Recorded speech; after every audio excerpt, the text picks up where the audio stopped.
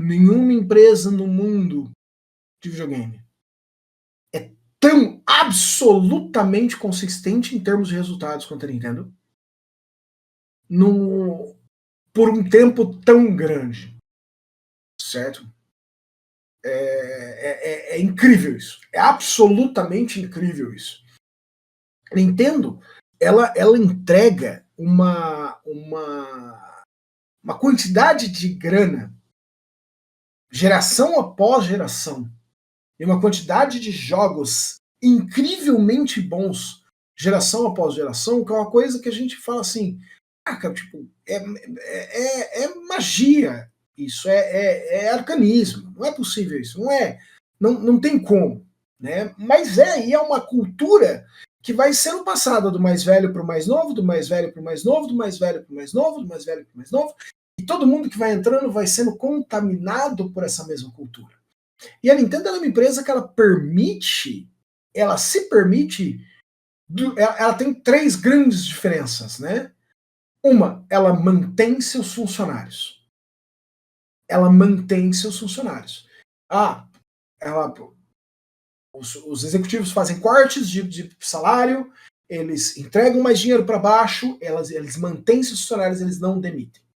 O ponto deles com isso é, se o seu funcionário sabe que na época de vacas magras a empresa vai proteger ele vai trabalhar com muito mais ímpeto o tempo todo.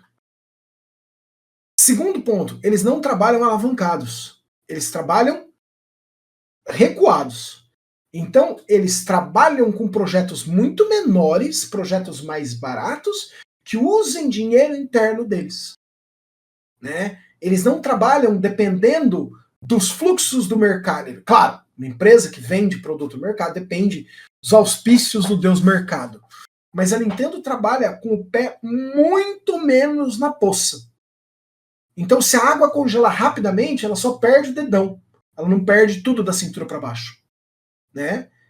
Ao mesmo tempo, se a água esquentar muito rápido, ela só queima o dedão. Ela não queima tudo da cintura para baixo. Então, quando você ajusta isso, a Nintendo ela tem muito mais capacidade de arriscar. Né? E a Nintendo não joga fora, o terceiro ponto, muito diferente dela, ela não joga fora desenvolvimento. Ela não joga. Ponto.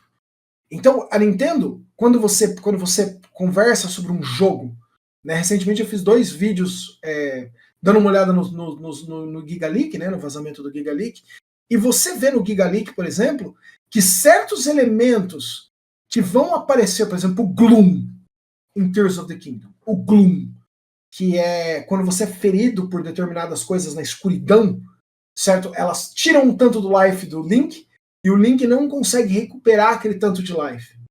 Essa tecnologia, esse elemento, esse pensamento sobre a barra de life ser ferida de tal maneira que o Link não consegue regenerar tudo na barra de life, ela começa em 1997, quando os caras estão fazendo Ocarina of Time. Não dava para fazer em Ocarina.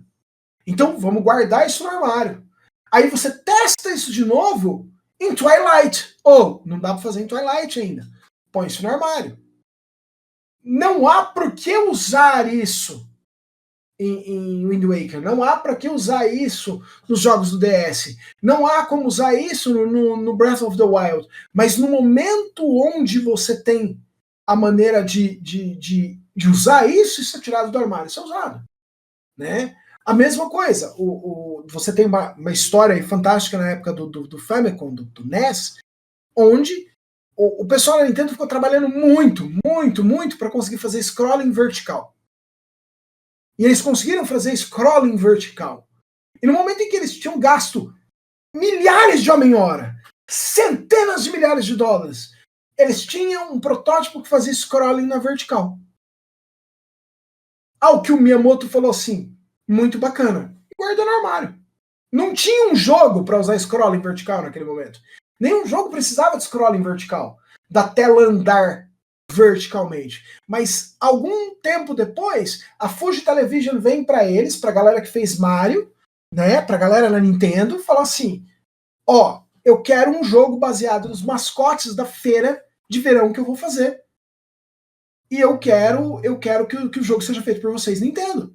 E os caras fizeram esse produto, e esse produto chama Yume Kojo Doki Doki Panic, né? E ele usa scrolling horizontal em algumas frases e scrolling vertical em outras.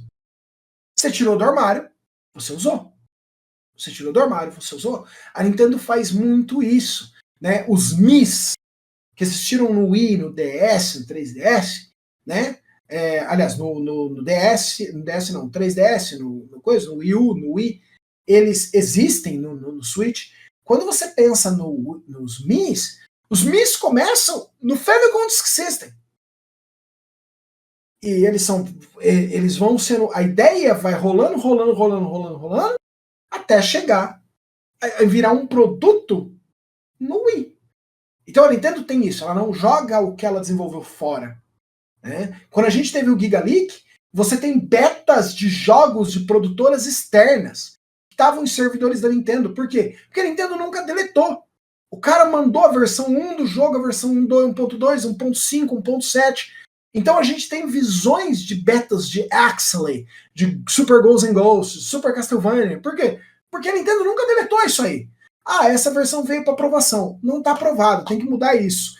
Mas a Nintendo não deleta, ela fica com isso nos servidores dela. E um dia alguém foi lá e entrou nos servidores. Não, tá aqui todas essas versões beta do jogo. Então a Nintendo ela tem essa capacidade de falar, não, eu vou voltar nisso e remover pedaços dessa ideia que eu não joguei fora. Então ela é muito concisa na criação de conteúdo de excelente qualidade, quando você junta esses três elementos. E não existe mentira nesse universo, Rodrigão. O que vende videogame? É jogo. Não tem mistério. O que vende videogame é jogo. É jogo bom. Se eu te entrego um jogo bom, eu te vendo videogame. Se eu te entrego uma coisa que eu aprendi, inclusive, com a Guga, muito recentemente. Se eu entrego bem-estar para você, se eu te entrego calmaria para uma mãe que tem 3 filhos, ela assinar o NSO, é calmaria. É certeza que os jogos que os filhos dela vão jogar são jogos que ela tem certeza que não tem sangue, não tem vísceras, não tem violência desenfreada, nenhum estranho vai falar com eles online, certo? O que está vindo no NSO para eles é completamente perfeito para essas crianças usarem. Então por que pais e mães pagam Nintendo Switch Online com um sorriso no rosto? Tá pré-telado. A Nintendo já controlou para você. Ela é a Disney do universo de videogame, né? Então, ela já curatelou para você, ela já cuidou para você, ela já criou para você, e ela sabe que as fórmulas que ela tem seguem funcionando. Então, ela não. Mario Wonder é um dos jogos mais incrivelmente fantásticos que a gente teve nos últimos anos. Cada uma das mecânicas das Wonder Flowers poderiam ser um jogo de 16 bits inteiro. Cada uma das mecânicas seria um jogo da época dos 16 bits inteiros. Certo? Mas não. A Nintendo falou assim, a gente brinca, né? Que deve ter tido uma reunião onde alguém virou e falou assim pro Miyamoto, quantas mecânicas o senhor quer? Ele falou, sim. Porque é só isso. Ele foi enfiando mecânica no jogo, mecânica. E aí, o que acontece? A criança joga uma fase, tem uma mecânica A. Aí ela fala, eu entendi. Aí na fase 2 tem uma mecânica B. Uma mecânica C, uma mecânica D. A criança tá sempre naquela coisa assim, qual que vai ser a coisa que vai acontecer na próxima fase, quando vier? E você fala, putz, é isso, eu conquistei ela. É um jogo de ir da esquerda para a direita pulando. Mas você enfiou uma montanha de mecânicas nele que tornaram ele uma coisa totalmente moderna e totalmente de 2024. Ele não é um jogo de 2020, de 1985. Ele é um jogo de 2024, quase 40 anos depois disso.